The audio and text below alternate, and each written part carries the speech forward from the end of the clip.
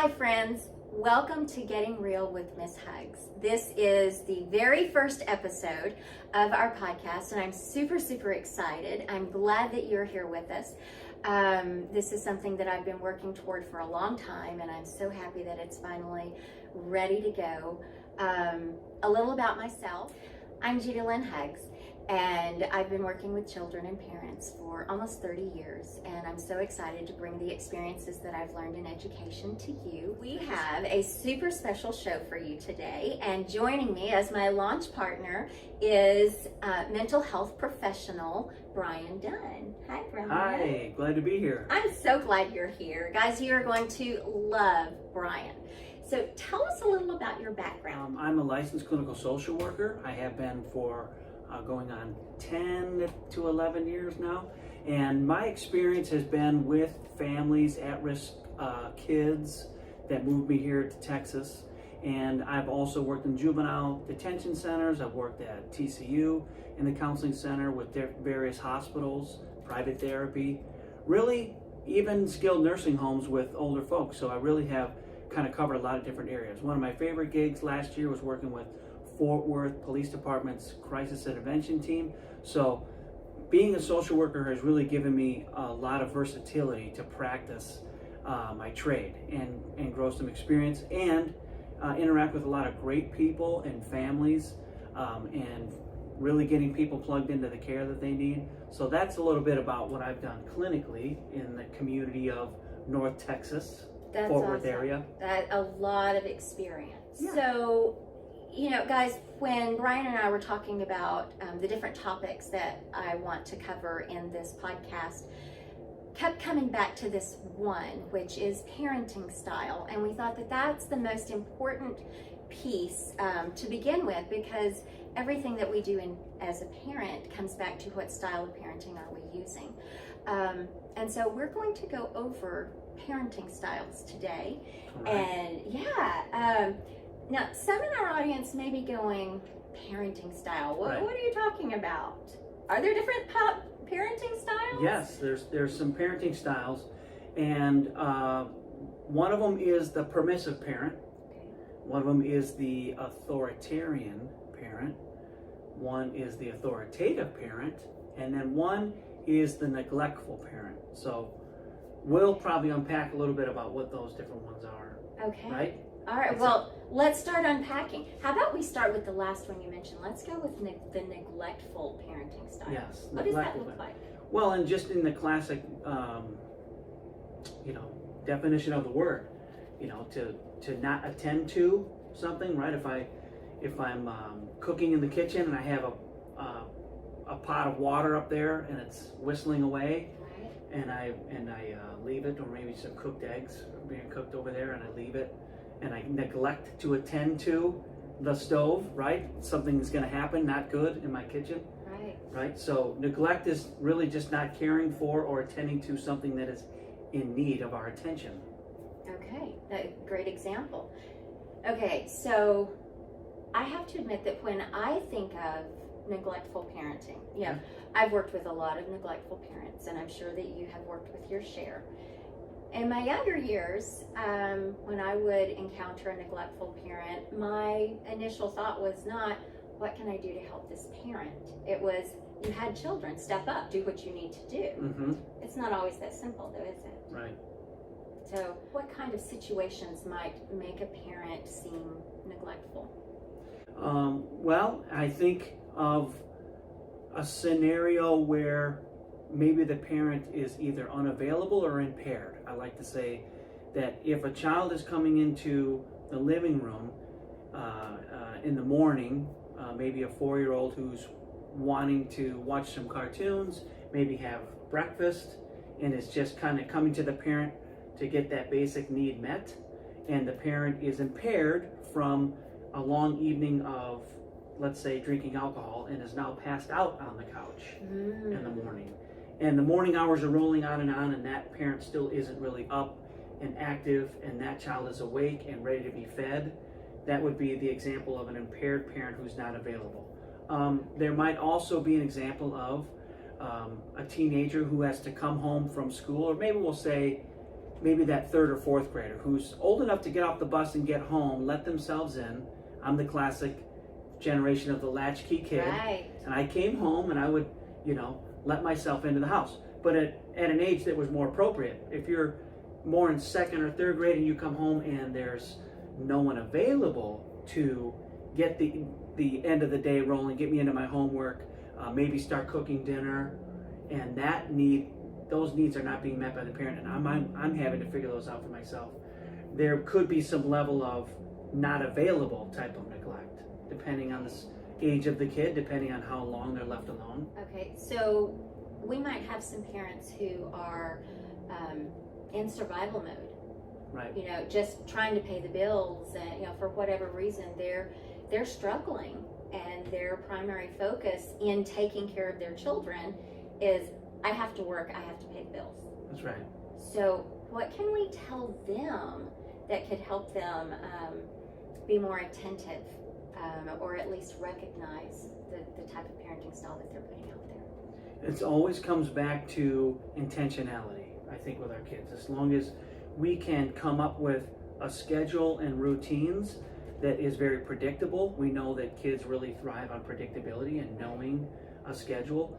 That can even fill that need of feeling like they're not being neglected, my needs are being met, and I know what to expect tomorrow. Just even creating routines that are repetitive gives that child a sense of, I know what to expect tomorrow. That can meet a fundamental need, okay? And then if you have that parent that is really just trying to pay the bills and work, like we're all doing that, but you might be in a single parent home, right? You're gonna probably have to start utilizing your support system, neighbors, family, friends, church people, getting involved in activities after school, like sports or maybe community centers, Right. where they can get more plugged in and have a little more time with other peers and other adult leaders. So as opposed to there being a long hours where the child has to really do a lot on their own, again, depending on the age, we can create a routine that has a little bit more moments where there's some touches, right? So maybe they've been at school all day, they get home for a little bit alone, but then you've created, they can go down the road to a friend that you've connected with that mother, and they can go down the road at certain time, 4 o'clock, and you're gonna play and you're gonna do homework over there and interact. Then I'll be home at 6, and then we'll cook, we'll cook together. And so sometimes just really understanding to use your support system and look at your community, see what resources am I not using. I think there's something about kind of, it takes a village, so to speak, to raise our kids. Yes. And so I don't think we ever want to let parents feel like they're out there alone, and we want to help them strategize on using the community, right? Yes. So communicate with your child and then use the resources available to you. And I'm so glad that you said that, because we do want to, it does take a village to raise children. That's right. And we don't want our parents, I'm going to look at you, because we don't want you to feel alone. You are not alone. And that is one of the purposes of this podcast, is to help you know that there are resources available for you. And we are two of those resources. So we're going to be here to help you and guide you. One of the things that I want to do with this program, Brian, is I want it to be a make and take style of show. Okay. Which means we're going to feed them all of this great information. Right. But we're also going to help them be ready to leave here and implement immediately. Okay. So thank you. That was perfect. Exactly what we needed. So now let's talk about permissive parenting. Okay. Imagine this is probably something that a lot of parents can relate to. I know I can. Typical run to the grocery store, might have one child in the cart, one walking next to the cart. You're kind of multitasking at that point, trying to get groceries in there. And of course, the toddler in the bunch, or the one that's now old enough to reach for, see things that they like in the store, begins to ask for that popsicle you just went by. And of course, we're in the store and you say, no, you can't have a popsicle right now, which is then followed by maybe a ramped up emotional response, like a tantrum. We've all seen those. That's right. So now you have a kid who's down on the floor, kicking and screaming, having a tantrum. People are starting to look at us, and we're starting to feel embarrassed. And that might be the moment, in that moment, where to get through that, I might give in and go get them what they're wanting to get them to stop kicking and screaming, making a scene, making me feel like I'm the worst parent in the world. And we've all been there. That's right. And so this is a very human response, I think. But I think the other version of that could be that we want that behavior to stop, and our permissiveness can build, and we can create a habit of doing this in a lot of other arenas when we start to see that it becomes like a default setting to respond to a child who's kicking back. So that permissiveness allows behavior to also increase that we don't want to see. So then and that's because there's a reward there. So you go back to kind of the ways that we are conditioned in our behavior, and we talk a lot about with how kids are learning based on how they're conditioned from a reward response. So kid has a fit on the ground, which we don't want to see, but we give them the popsicle is the reward. That makes a connection in their brain. Tantrum leads to popsicle, right? So Yes. in a technical sense, in their young brain, they would just kind of make that connection. And you might find that every time you go to the grocery store, you have a kid having a tantrum because they know they're going to get Sure, I'm going what to they get a want. popsicle. Right. So that'd be Yes. where the reward reinforces a behavior you don't want. So you want to change that, then there's going to have to be some consistent boundary setting again, where you maybe redirect, or maybe you don't bring toddler to the store or go at a different time when dad can be home with them. Planning. So there's sometimes it's planning, sometimes it's giving them something to occupy them, sometimes it's finding ways to redirect or have something with you that you are okay with them having. At any rate, the main thing is giving into the tantrum will reinforce the tantrum to happen again and more, and you want it to go away. So that would be an example of permissive. Another permissive style would be when we're talking about teenagers. Oh, those are fun years. Yeah. And that the example I could think of when I was thinking about permissive parenting there is, it's very easy for us to fall into a role with our kids where we want to be their friend. Because in this day and age, when kids are going and doing all these things on Instagram, we want to know where they're at. That's very good to be plugged into where they're at, to know who their friends are, where they're hanging out. That's all good. But if I move into a friendship role because I want them to confide in me out of fear that they're not going to confide in me, and I become too much of that friend role, then I think that's where you start to lose your parental authority. And so there's always this balance. I think what we were talking about earlier, I said that the mantra I've always used is rules without relationship lead to rebellion. And so we always want to have relationship. We always want to have rules, and a good balance of both. If I'm too much on the relationship side with my kid, that's permissiveness. If I'm too much on the rule side, then that's where you get into the authoritarian, which I guess we'll talk about next. Yes, we will. So with permissive parenting, we've talked a bit about neglectful parenting and permissive parenting. Right. They both sound like they have an element of danger in there for children. Yeah. So you mentioned, when we talked about neglectful parenting, you mentioned the parent who was unavailable because they're passed out on the couch when the child gets up in the morning. That's right. So that could be dangerous. When we're talking about permissive parenting and teenagers, Right. what's an example of being a parent of a teenager that could lead to a dangerous situation? Permissive spot, you might find that though this may surprise some of you, I've talked to a lot of families where the first time that a child or a teenager, for instance, smoked marijuana, they'll say, I smoked with my mom or my dad. And the mindset of the parent in that moment is thinking that they're going to go out and smoke marijuana anyway, I may as well make it with me, because then I know where they're at and I know where it came from. So it seems logical. Sure, if I'm a Right? permissive parent, But yeah. now I'm being the friend, and I think I'm doing a good thing because I have more control over the environment, without thinking about the long-term effects of introducing my child to marijuana, right? And so sometimes, though that may surprise you, it may seem like it's a helpful thing to do. It ends up being dangerous to play that role of a peer instead of setting healthy examples, living by examples, and healthy boundaries in the parental role that we play. We have, again, it comes back to that balance. Yeah, no, I love that. And because I'm thinking, if I'm a teenager, I got the coolest dad in the whole world. He just sat and smoked a joint with me. Right. But then if I have something like really big going on in my life that I need serious guidance on, I don't know that I'm going to go to that dad who sits and smokes pot with me. Bingo. So, Right. very good. Thank you. Okay, so our next parenting style we're going to talk about is authoritarian. What is an authoritarian parent? Rules. Very Sound- rigid lifestyle. Sounds like military. Military. Okay. Yeah, very rigid. Again, going back to that model where I'm leaning way over towards it's my way or the highway.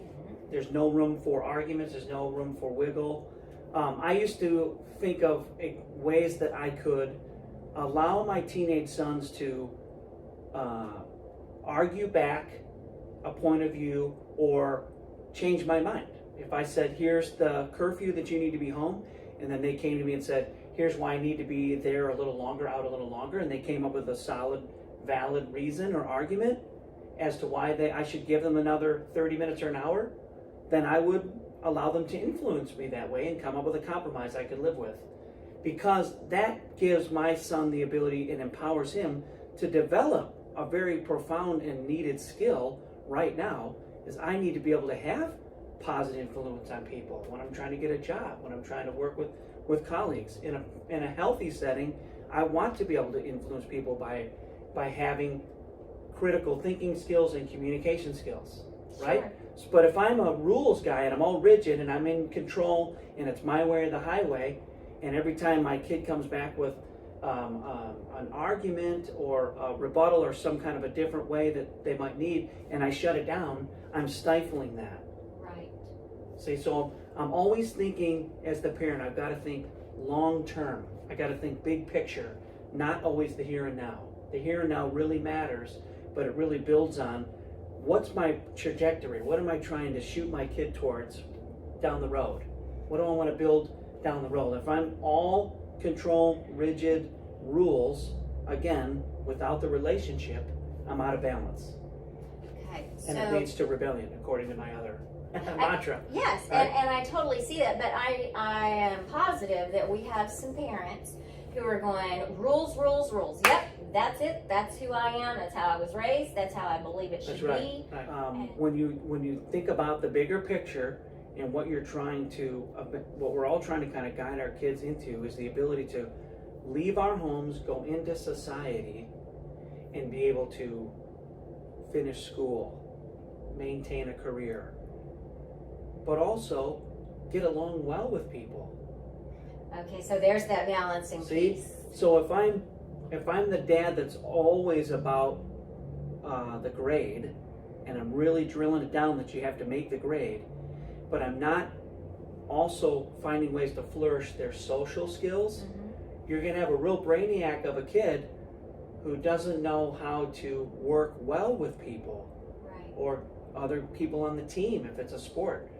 Giving them building that ability to communicate, to be able to affect and influence, to have a voice, to feel like they have a voice in the home, to influence change and be a part of that system, that leads to more feeling of belonging.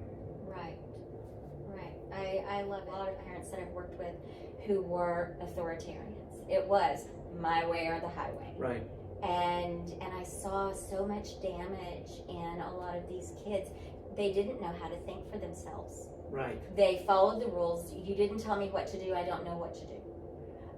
So that was an area that I saw was a negative effect. That's a great point that you made. If I'm always being told what to do and I can't think of what I need to do, so you're stifling again that growth of critical thinking, problem solving, knowing what to do in a situation. I'm so used to being always told what to do. Right. So I haven't developed the skill of problem solving and figuring that out for myself. Yeah. I think that and permissive parenting, we have helicopter parents. Right. Who are just all over their kids and their schoolwork. That's right. And, well, we want it to look this way. I want you to get the best grade possible. And so Right. they're doing it for them.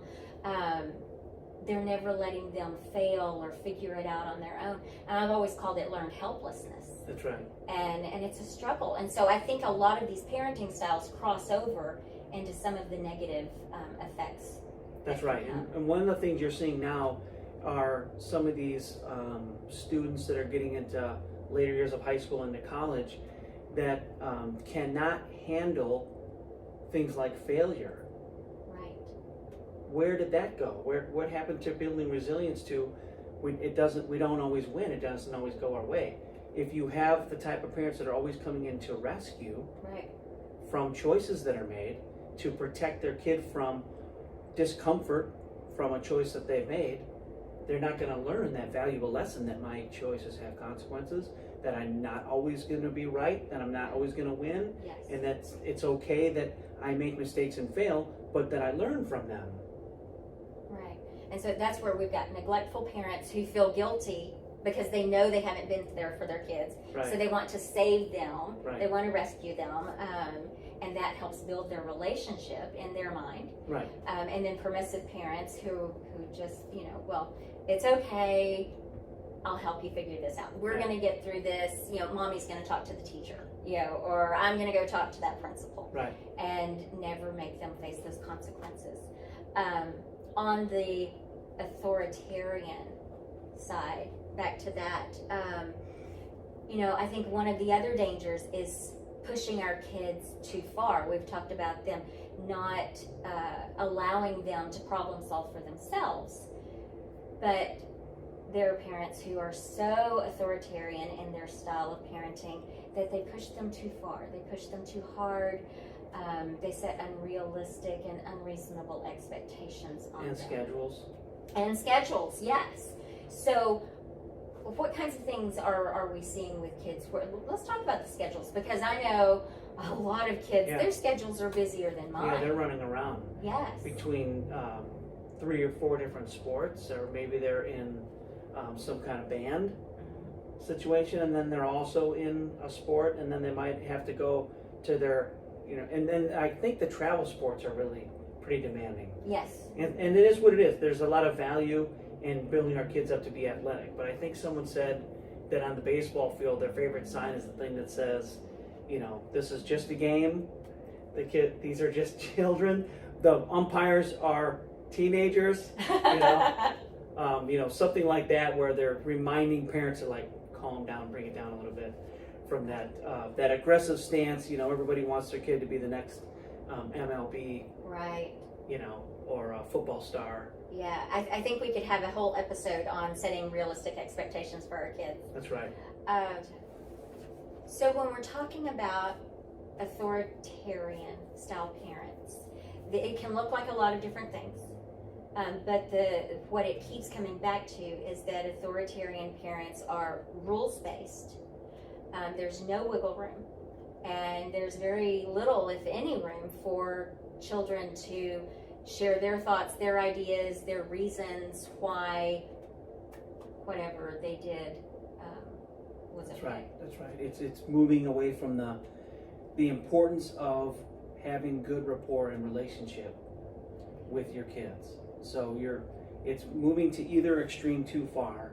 You're missing the balance. Okay. So in setting rules, we try to be like the old Love and Logic. I love Love and Logic. Love and Logic. Yes. And so we try to really remove our emotions out of it, because I think sometimes what fuels a lot of what we're talking about is the emotional parts of parenting. They come in a power struggle, or come out of fear that something's going to happen to my kid, so I'm going to do something extreme. Operating out of fear and anxiety can cause it. A lot of mistakes come. And it's the same thing as the parent who, their kid gets caught smoking in this old model where, where I've heard this. Maybe this is I don't know if this is only in the South or if this is everywhere. I'm from the Midwest, so I don't know. I haven't heard of this. But down here, I feel like I've heard it a few times. Like, your kid gets caught smoking, or someone tell me a story. When I got caught smoking, my dad took a whole pack and made me smoke the whole thing. Oh, it's a Southern thing, yes. Okay. So this idea that, kind of got to teach them a lesson, like make them sick. Except that if you have a kid who maybe has some allergies or some asthma, Right.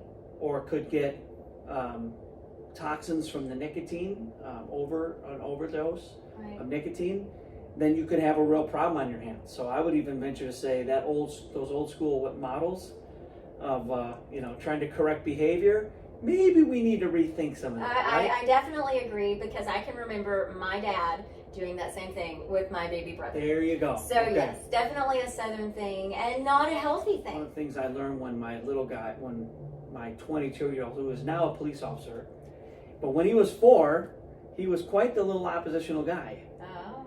A little more than his older brother, right? And so his older brother was a little more compliant and easier to get things done and stay on task, and his little brother's a little more oppositional, like to push back. Mm-hmm. And I kind of found myself spinning a little as a new dad, going, what in the world? How do I handle this? So I just kind of got in the car and went to the library one day and started looking through some parenting stuff and found these videos, and it was probably written or made by a psychologist.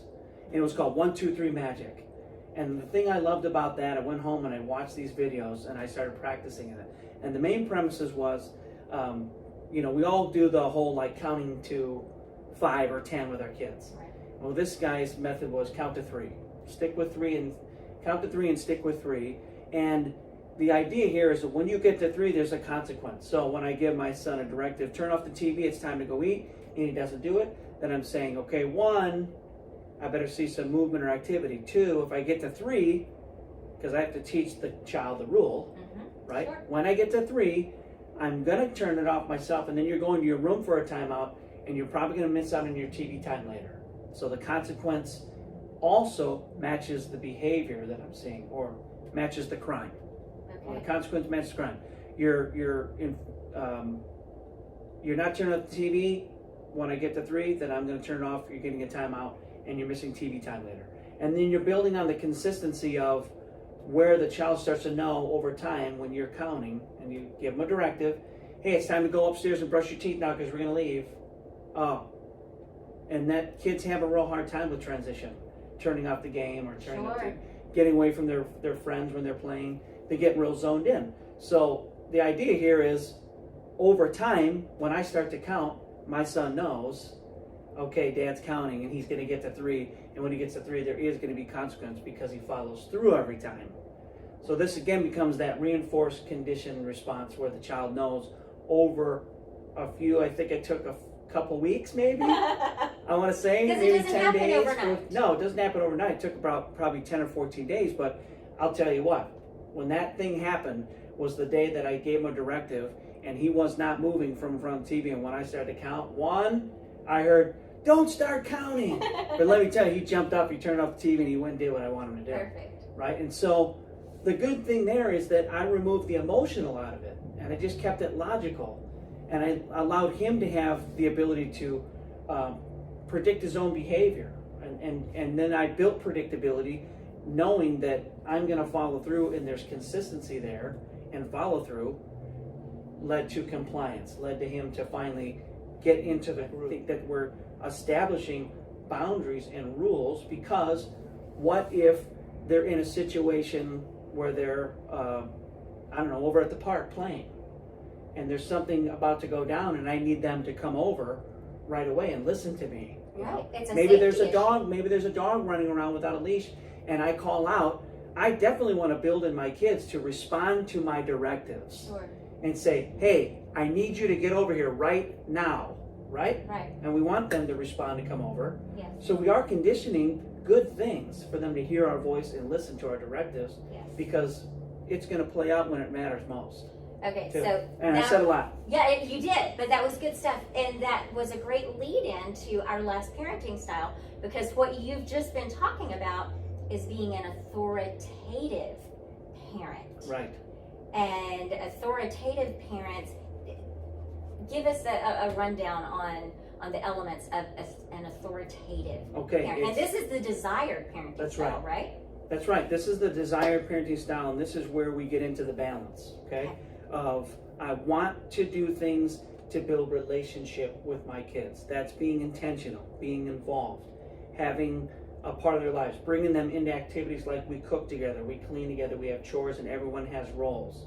So I'm building rapport with my kids when I'm involved in their life, when I'm being very intentional to be present, to take my phone, turn it off, put it down, and be present during times of work. Even if we're sitting around watching a show together, I'm not on my phone. I'm being present and intentional.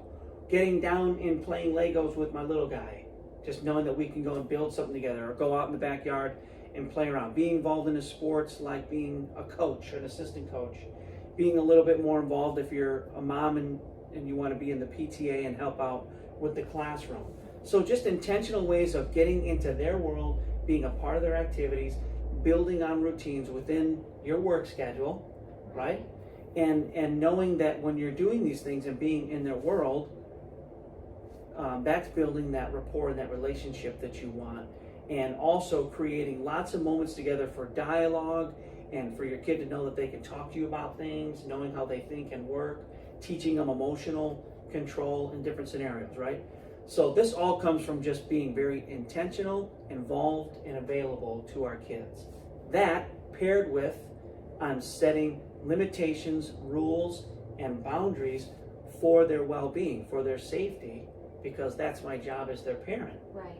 To protect and to keep them safe. And teach them things like how to take care of themselves when they're in trouble or when they're feeling bad.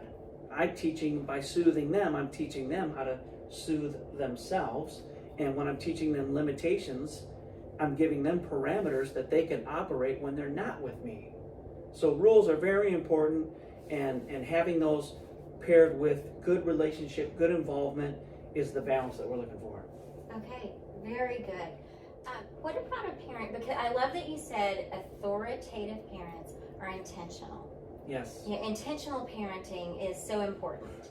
Yeah, and I think a lot of times, for a myriad of reasons, parents aren't very intentional with their style of parenting or with what they're doing. They're just living.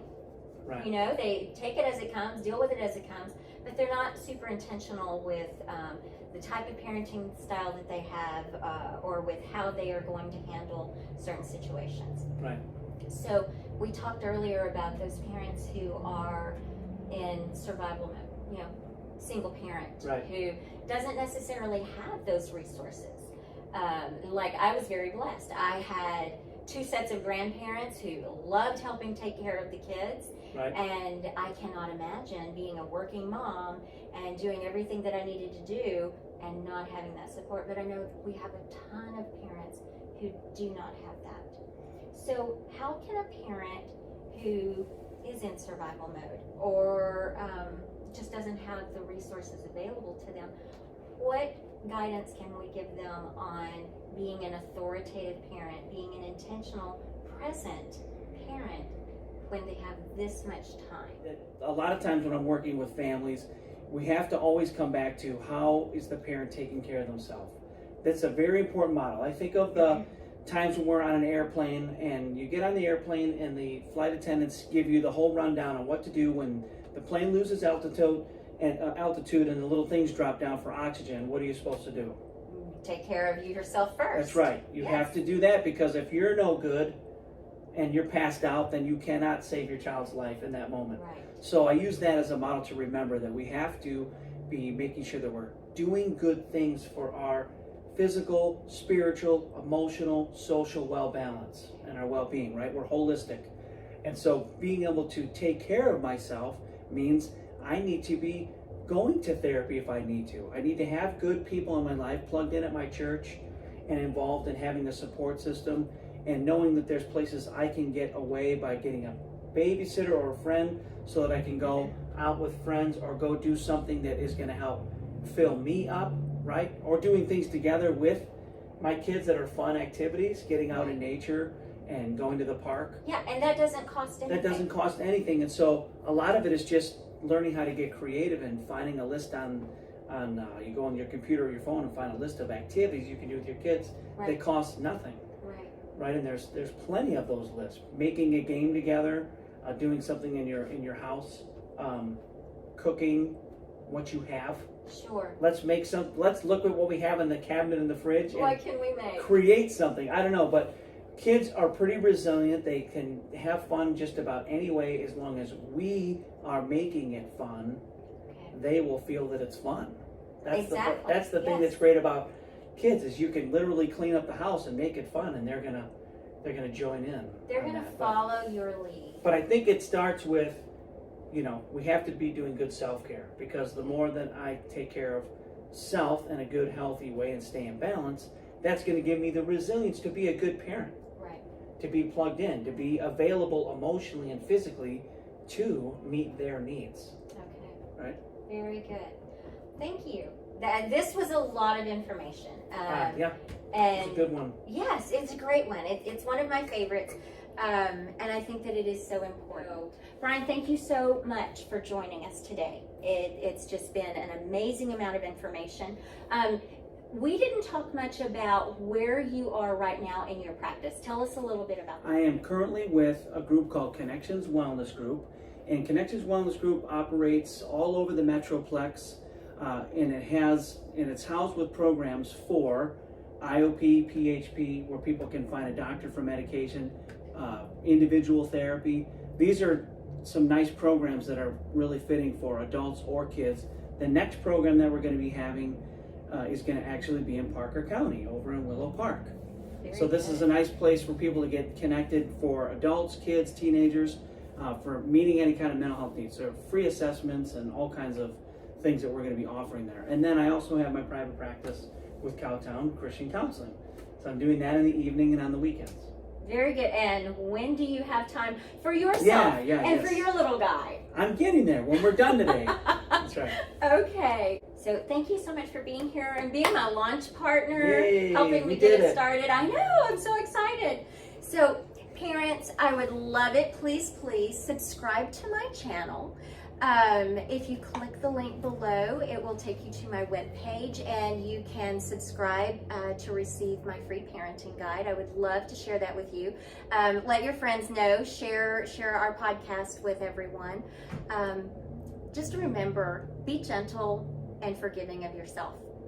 You That's have right. not done irreparable damage to your child. If you fall into one of these other 3 parenting styles, permissive or neglectful or authoritarian, it's not too late to change. That's right. Give yourself some grace. Yes, lots of grace. Lots Lots of grace. Love on yourself. Know that it's going to be okay. Tell your children that you love them, and just hug them. Let them know it's Right. okay. Hug them. Yes. It brings down the stress hormones anyway. It does. It does. I know, a Strong good hug. correlation. Yeah, absolutely. Thank you so much for tuning in and joining our family. I cannot wait to see you again. Thank you. Much love. Bye.